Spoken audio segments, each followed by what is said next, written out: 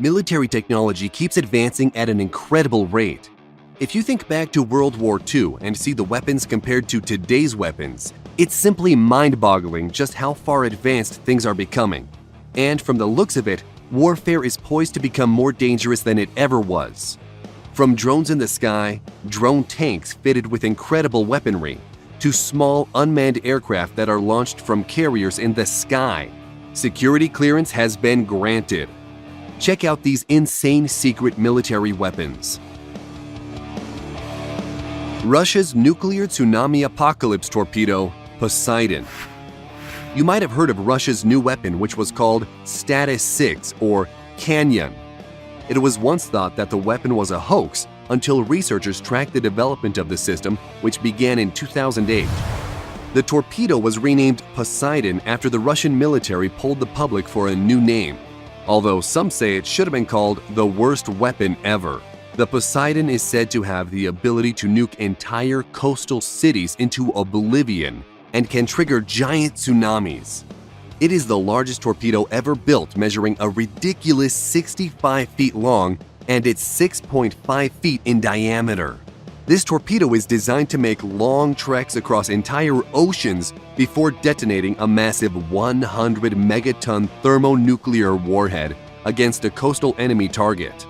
That's twice the explosive power of the Tsar Bomba, but some say that the weapon could only have a 2 megaton warhead. Still, plenty of power to destroy a coastal city. The weapon is so big that it needs its own special submarine, but there could also be special capsules made to launch them from. Russia is also claiming that the torpedo could be used to attack enemy fleets and is estimated to be capable of speeds up to 70 knots, which translates to 80 miles per hour on land. That's faster than any U.S. nuclear-powered attack submarines and their anti-ship homing torpedoes, limiting a defender's options against an incoming Poseidon torpedo.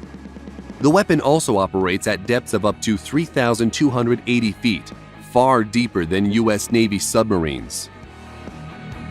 Drones recharged by a laser could fly forever.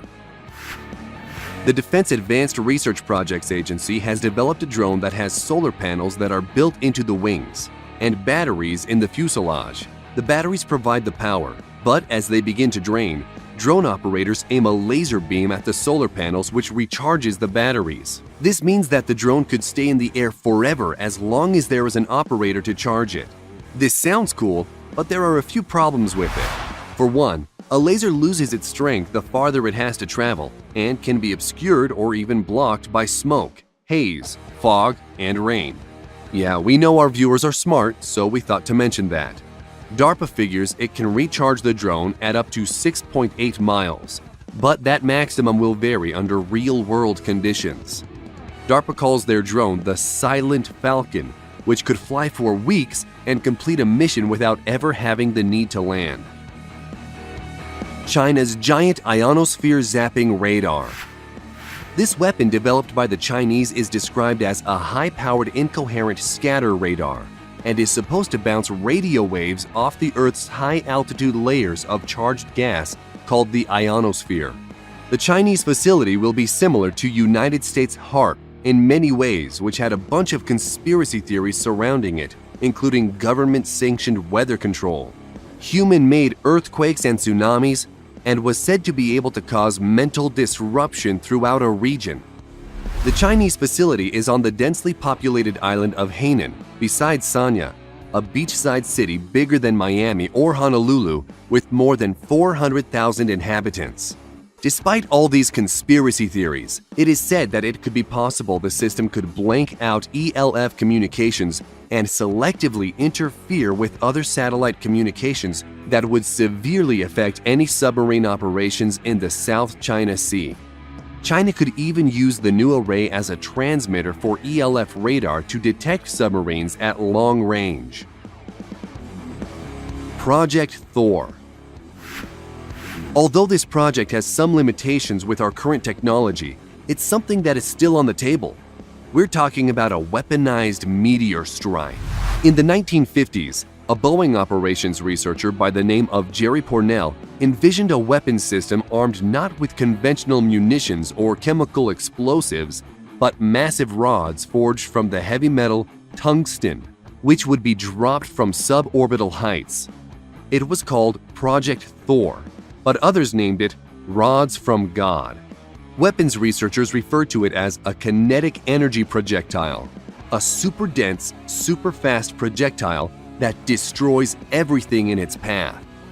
Imagine a 2,000-pound, 20-foot-long and 1-foot-thick tungsten rod about the size of a telephone pole dropped on a target from space and reaching sound barrier-breaking speeds.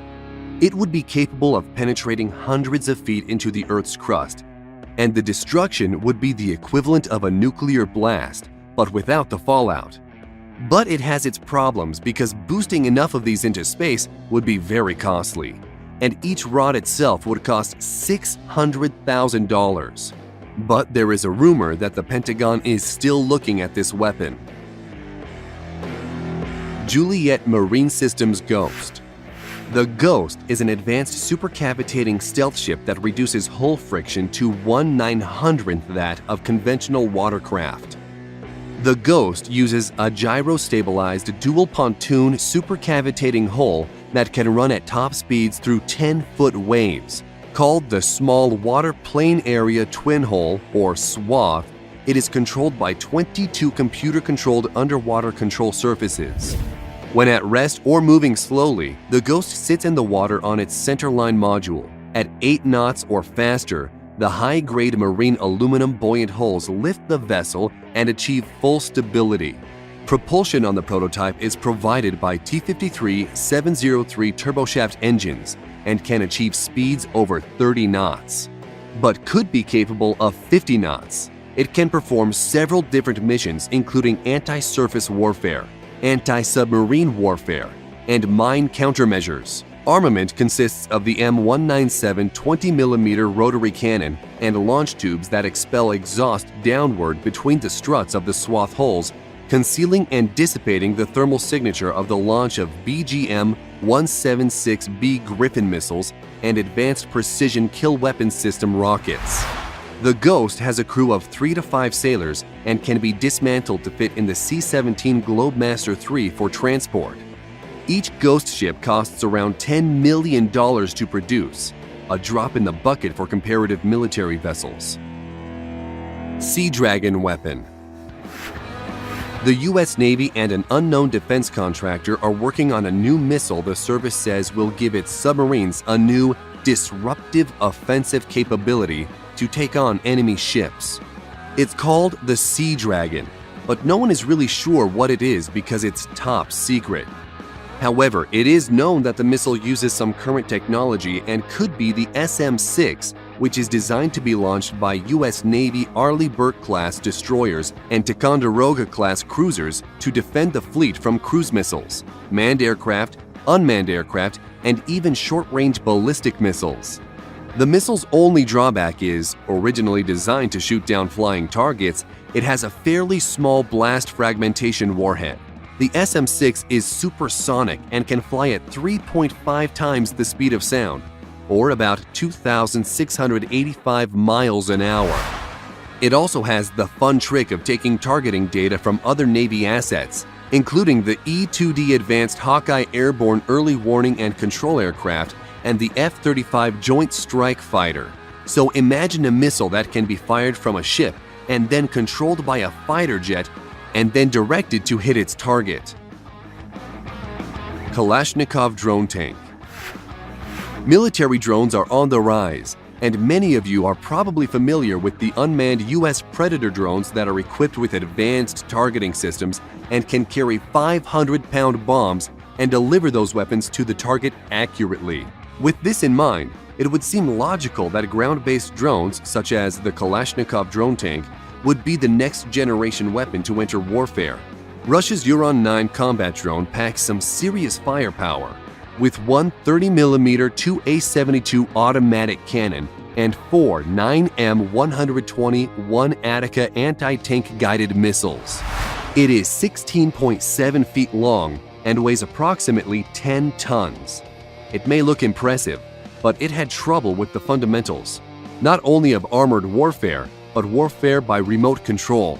The remote-controlled combat vehicle lost contact with ground control stations only 1,000 to 1,600 feet from its manned control station, suffered from an unreliable gun and suspension system, and could not target enemies while on the move. The remote fire control system is also a problem, with the two A-72 experiencing a lag before firing 6 times and an outright failure once. The drone tank was first tested in Syria and, despite its failures, could be a weapon that Russia continues to develop. Tank-killing quadcopter drone. The armed forces of Belarus have demonstrated a new quadcopter drone that can carry a tank-killing rocket launcher which carries an RPG-26 single-shot rocket that is remotely fired by the drone operator. While the drone is of questionable effectiveness as a tank destroyer, it is a deadly harbinger of things to come on the unmanned battlefield. The type of drone is unknown, but the design appears to be a quadcopter capable of lifting at least 7 pounds. But the RPG it can carry has a range of about 250 yards, and the warhead it has can penetrate a 1.7-foot thick plate of rolled homogeneous steel armor, which is the standard metric for armor plating. However, the RPG-26 can't penetrate enough armor to take out an American M1 Abrams main battle tank, at least not head-on anyway, and it probably can't penetrate the M1's flank armor either. But a rocket-firing drone could conceivably maneuver to shoot at the top or rear of a tank, where armor is thinnest. The Belarusian tank drone is the start of what could become a very uncomfortable trend for Western tankers. Iron Curtain. With the name of Iron Curtain, you might think this is a secret Russian military weapon, but it's not. The US Army is testing a system designed to protect military vehicles smaller than tanks from attacks. This Iron Curtain uses a combination of sensors and downward-firing projectiles to stop incoming rockets and missiles from striking vehicles by setting off their shaped-charged warheads before making contact with its target. With the Iron Curtain installed, the vehicle is surrounded with radar and optical sensors. The outward-looking radar picks up any incoming missiles as they approach, while the optical sensors spot it in milliseconds before impact and trigger the downward-firing interceptors. The US Army tested the Iron Curtain back in 2013, and it apparently got a perfect score. So, it's been tested against rocket-propelled grenades, but how it fared against anti-tank missiles remains top secret. Gremlins aircraft carriers. The idea of an aircraft carrier that operates in the air is not a new idea. And aside from the fictional flying aircraft carrier, the helicarrier, which appeared in the American comic books published by Marvel Comics, it would seem that this is an impossible feat. But not so fast. The Defense Advanced Research Projects Agency has selected defense contractor Dynetics to develop a small unmanned aircraft which can be launched from any warplane and even recovered in mid-air. These small aircraft are codenamed Gremlins and are tiny, dangerous armed drones which are reusable and reconfigurable. The Gremlins could be launched from the rails of an F-16, the internal weapons bay of a B-1B bomber, or out the cargo ramp of a C-130 transport. Once the drones have accomplished their mission, they will rendezvous with the C-130 Hercules that lowers a capture device. The Gremlins are then hooked, powered off, and then hauled aboard the aircraft. They can be quickly refurbished, refueled, perhaps receive an armament swap, and then be ready for another mission within 24 hours. If anything, it's a very similar concept to the Protoss carrier in the game StarCraft. Carrier has arrived.